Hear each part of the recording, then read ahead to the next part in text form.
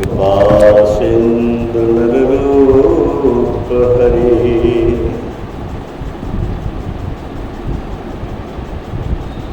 महामोह तन पुण्य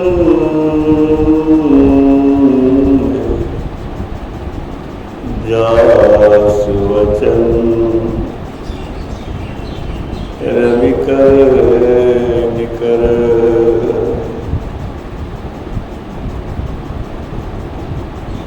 धन्य धन्य सतगुरु सुखद महिमा कही न जाए।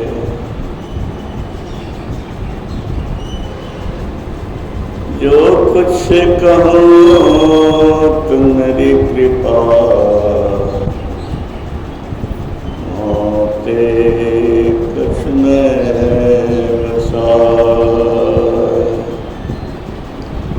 श्री सद्गुरु महाराज की जय। पूज्य महात्मागण, श्रद्धेय अध्यात्म प्रेमी बंधुओं, माताओं, बहनों,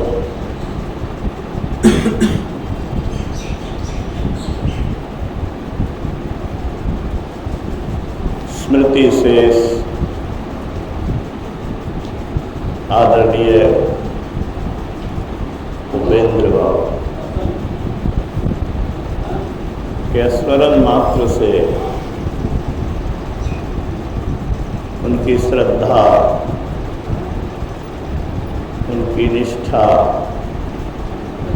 सत्संग प्रेम, सत्संग की सेवा मानस पटल पर पहुंच जाती है।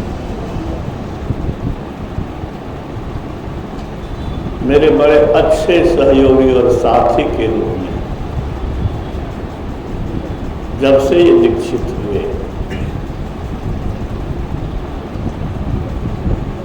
किसी भी सत्संग के कार्यक्रम में,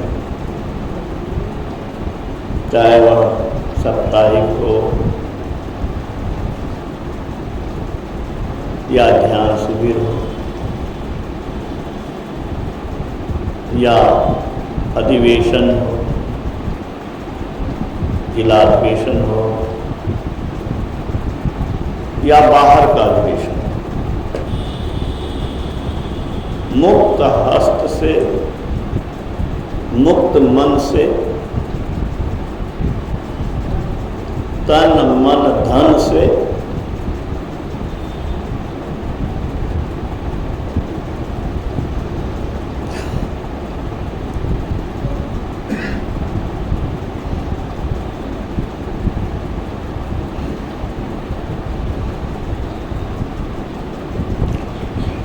सत्संग की सेवा किए और उन्होंने जो सहयोग मुझे किया, मैं इस जीवन में नहीं भूल सकता।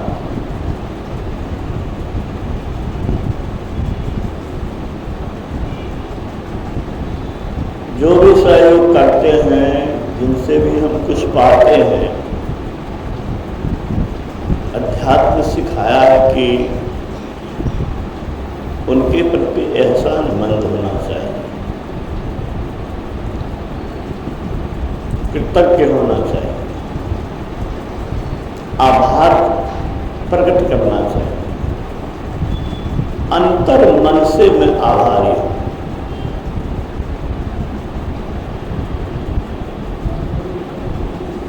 और जिस तरह के मेरे सहयोगी साथी बन के रहे हो, तो गुरु महाराज का वाक्य हमें याद आता है, जिनका जिनसे संबंध रहता है उनका फिर से किसी न किसी जन्म में मिलन होता है।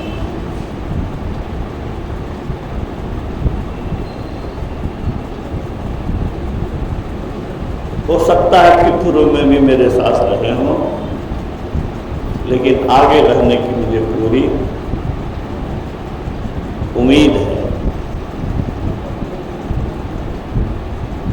मैं हृदय से उनके लिए प्रार्थना करता हूँ। यद्यपि उनके सुसंग या जिन गुणों की चर्चा मैंने की, सत्संग, निष्ठा, सेवा, समर्पण, ध्यान में रुचि, इन गुणों के कारण तो गुरु महाराज के प्रिय पात्र हुए हैं ही।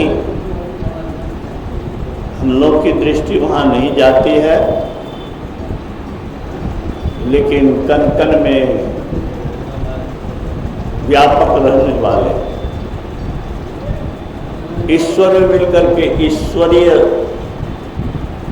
स्थिति को प्राप्त करने वाले परमाराध्य कि छत्र छाया में वो होंगे, इसमें कोई संदेह नहीं है। मनुष्य कर्म के अनुसार कुछ पाता है, लेकिन उसमें भी शकून की बात क्या है, जो गुरु महाराज से किसी ने पूछा कि हुजूर कर्म फल जब भोगना ही पड़ेगा तो सत्संग और ध्यान से क्या लाभ है? तो गुरु महाराज ने कहा फूल और रुई के जैसा हल्का हो जाएगा। सुन लो राजू, ध्यान करते हो या नहीं करते हो मैं नहीं जानता, लेकिन ध्यान करो, सत्संग में रुचि लो, तो बाहर रहते हो। संत से बढ़कर सृष्टि में कौन हो सकता है? संत देखने में मनुष्य है, वो तो ईश्वर मिलकर के ईश्वरीय शक्ति संपन्न है, वो पावर हाउस है।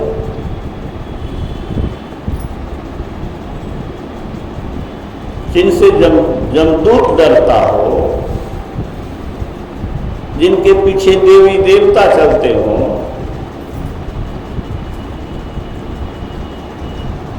उनको साधारण समझ करके उनको इग्नोर नहीं करना। उनके एक एक वाक्य परम हितकारी है। परम का मतलब उससे ज्यादा हित नहीं हो सकता है। जिस सुख से बढ़ के कोई सुख नहीं, उसका नाम परम सुख है। जिससे बड़ा कोई हित नहीं, उसी को परम हित कहते हैं। परम हित करने की सामर्थ्य सृष्टि में अगर किसी को है तो संत और गुरु को है। उनकी छत्र छाया में रहो। जीवन क्षणिक है,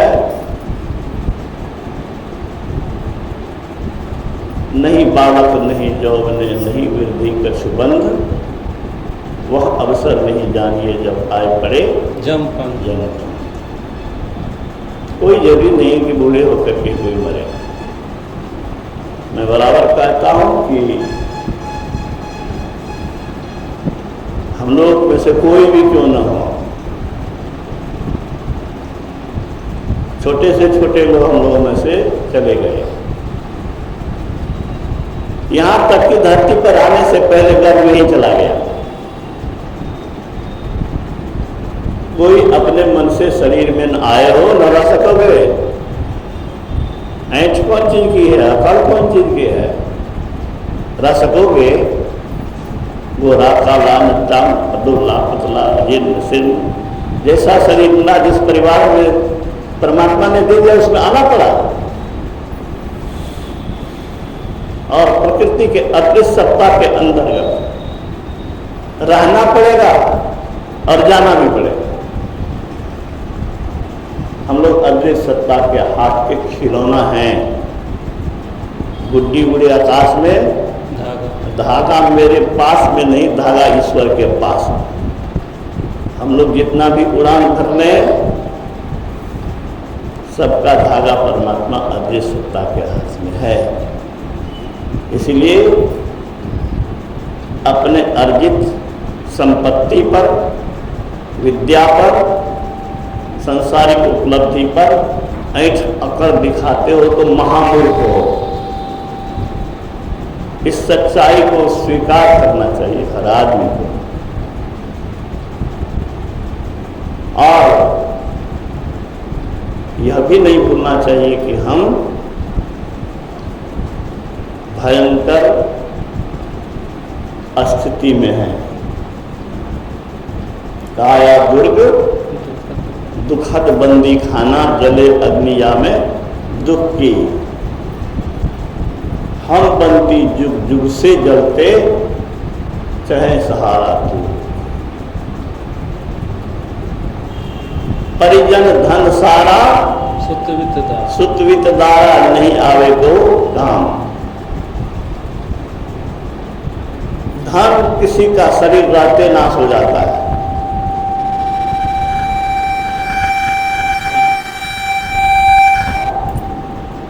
और शरीर छूटने पर तो छूट ही जाना है। बड़े से बड़े हस्ती के जीवन में बहुत परिवर्तन हुआ है। भिखारी कंगाल राजा बनता है और राजा कंगाल बन जाता है। विद्या दिमाग खराब होने से काम नहीं देती। इसी यूनिवर्सिटी में डॉक्टर वशिष्ठ नारायण आए, जिसके विषय में हम 64 ईस्वी में ही सुना था, जब मैं मिडिल में पढ़ता था, कि इंटर का स्टूडेंट था और क्लास में शिक्षक को टोक दिया। चैम्बर में बुलाया गया उसको, पटना साइंस कॉलेज में, और जब बात करने लगे, प्रिंसिपल मैथमेटिक्स के थे, तो जब हायर लेवल का मैथमेटिक्स को डील करने लगा तो इनको स्पेशल डिग्री दी गई, अमेरिका भेजा गया। अमेरिका गवर्नमेंट ने उसकी प्रतिभा से आकर्षित होकर के उसको विशेष अवार्ड दिया, उसको बुलाया। और अनसॉल्व्ड प्रॉब्लम्स जो आर्यभट्ट के टाइम से था, उसको उन्होंने बहुत सा सॉल्व किया। लेकिन दिमाग जब खराब हुआ तो पेपर में एक दिन मुझे पढ़ने को मिला था कि कूड़ा करकट के ढेर पर रोटी पड़ी थी, रोटी के टुकड़ा को उठा करके खाना चाह रहा था कि कुत्ता ने पकड़ लिया। वैसे वैसे विश्व में प्रसिद्ध व्यक्ति की ये दुर्दशा हो सकती है। हम आप किस गली में हैं, पता नहीं कब कौन किस स्थिति में कहाँ चले जाए। इसीलिए संत महात्मा के शरण में रहने की बड़ी आवश्यकता है। सत्संग उनकी याद में किया गया, बहुत अच्छा किया, मैं बहुत बधाई देता हूँ। बहुत पुनीत कर्म किया। ये सत्संग ही है जो लोग के बुद्धि की आँख खोलता है। जो आदमी व्यंग करता था कि आँख बंद का गई की करे छोरे, क्यों कहता था, व्यंग करता था। और फिर कैसे हुआ अध्यात्म प्रेमी हो गया, कैसे समर्पित और निष्ठावान हुआ? जब सत्संग सुना, संत महात्मा के सानिध्य में रहा, तब सत्संग की महत्ता, उस ध्यान की महत्ता को समझा। ये सत्संग नहीं हो तो लोग ध्यान और सत्संग की महत्ता क्या समझे? इसीलिए सत्संग को सबसे बड़ा यज्ञ कहा गया है। अब वास्तव में कहा नहीं गया, मैं हृदय से मानता हूँ, सत्संग नहीं तो सद्ज्ञान नहीं। सद्ज्ञान शब्द कैसे बना? सत में ज्ञान जोड़ दो, सद्ज्ञान। सत्ज्ञान चाहते हो कि असत ज्ञान चाहते हो? झूठा टका चाहते हो कि सच्चा टका चाहते हो? नकली पैसा कि असली पैसा? तो असत जो है वह वही नकली समझो, और सत्य जो है वह असली है। तो असली का ज्ञान जो है वही क्या है? सद्ज्ञान। सद्ज्ञान है। जिसको सद्ज्ञान होगा वही उसकी की बुद्धि सद्बुद्धि होगी। शब्द ऐसे नहीं बना, हमारे ऋषियों ने पूर्वजों ने जो शब्द बनाया, बुद्धि में सद्बुद्धि लगा दिया। सद्ज्ञान नहीं तो सद्बुद्धि नहीं तो सत्कर्म नहीं, असत्कर्म नहीं तो सदगति नहीं। लोग कार्ड में लिखते हैं सदगति हेतु ये आयोजन होगा। ये सदगति, असली सदगति आपके सत्य से जुड़ने से होगी। पहले तो सद्ज्ञान जरूरी है, सद्ज्ञान को अमल में ला करके सत्कर्म करने की जरूरत है, सत्संग करने की जरूरत है। सत्संग नहीं तो सद्ज्ञान नहीं, सत्कर्म का प्रेरण नहीं, ध्यान का प्रेरण नहीं, ईश्वर की ओर चलने का ज्ञान नहीं, ईश्वर की ओर जाने में रुचि नहीं। जिस चीज का लोग गुण जानता है उसको पाने की उसको भूख लगती है। शराब का बोतल यहां रख दे तो हम लोग देखना भी चाहेंगे। जो जिसका रस लिया है या जिसका गुण जाना है वह उस चीज को पाने की इच्छा रखता है, उसकी रुचि उसमें रहती है। तो सत्य का ज्ञान, सत्य में ईश्वर, सत्य मतलब जो बदलता नहीं, जिसका अस्तित्व सदा था, है और रहेगा। जो ऐसा है वही ऐसा सुख दे सकता है जो सुख कभी समाप्त नहीं होगा। जो क्षणिक चीजें हैं वो कैसा सुख देगा? अरे हम अगर 10 बरस जीने वाले हैं तो आपको 50 बरस सुख कहाँ से देंगे? अगर हमसे ही आपको सुख होगा तो जब तक हम हैं तब तक सुख। संसार की सारी चीजें क्षणिक है, सड़ने गलने विनसने वाली चीज है। इन सड़ने गलने वाली विनसने वाली चीजों से जो सुख होगा वह कैसा होगा जी? वह सड़ने गलने विनसने वाला ही होगा। और इसी में अगर मस्त रहते हो, इससे अलग हो करके उस सुख को पाने की चेष्टा नहीं करते हो तो भैंस में तुम में कोई अंतर नहीं है। मैं सीधे कह रहा हूं। पशु आगे को नहीं सोचता है, मनुष्य विचारवान है, मनुष्य आगे सोच सकता है ये दुनिया कैसी है, आगे क्या होने वाला है, हम क्या कर सकते हैं, किसमें क्या गुण है, किसको अपनाने से जीवन कल्याणमय होगा, कौन सामर्थ्यवान है, किसके पास असली सामर्थ्य है, किसके पास नकली सामर्थ्य है, किसके पास सारा चीज खत्म होने वाला है और किसके पास नहीं खत्म होने वाला चीज है। तो नहीं खत्म होने वाली उपलब्धि अगर किसी के पास है तो किसके पास है? संत के पास है। राम धन कबहू न लागे काई, दिन दिन बढ़े सबाई। राम धन कबहू न लागे। पर महाराज का अमोघ वचन है, इस जन्म में जो भजन किया कर रहा है, अगले जन्म में उसका मन, उसकी बुद्धि, उसका शरीर तीनों उत्तम होगा। क्या चाहते हो? मन बुद्धि शरीर तीनों उत्तम चाहते हो ना? जी सर। उत्तम कैसे होगा? जितना करोगे उतना ही संस्कार मजबूत रहेगा और अगले जन्म में उतना ही तेरा मन, तेरी बुद्धि, तेरा शरीर उतना ही उत्तम मिलेगा। और आखिरी में ऐसा होगा कि मरिए तो मर जाइए, छूट पड़े जंजार, ऐसी मरने को मरे दिन में 100 बार। बहुत कहने की जरूरत नहीं है। अगर इतनी बात पर आप गौर करें, अमल करें, तो मैं समझता हूँ कि आपका कल्याण होगा। निचोड़ यही है, निचोड़ यही है। वैसे कहने के लिए तो सब वर्षों चलता रहेगा। बाहर से बाबा भी आए हैं, हम तो 40 वर्ष से यहाँ सुना ही रहे हैं। बाबे से अब सुनिए श्री सतगुरु महाराज।